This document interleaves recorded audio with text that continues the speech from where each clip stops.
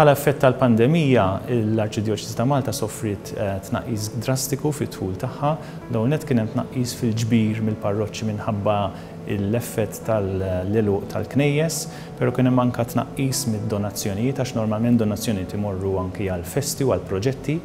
Rajna wkoll tnaqqis min-naħa ta' dividend min-naħa tal-APS Bank, min-naħa l-oħra mbagħad rajna żieda fl-ispejjeż. Naturalment kellna żiediet minħabba iktar familji fil-bżonn ġew jitolbu l-għajnuna tagħhom, kellna żiediet anke għax żidna l-ħaddiema fl-aspett pastorali u soċjali tal-Knisja u kellna żiediet oħra bħal pereżempju sanitization costs minħabba l-pandemija.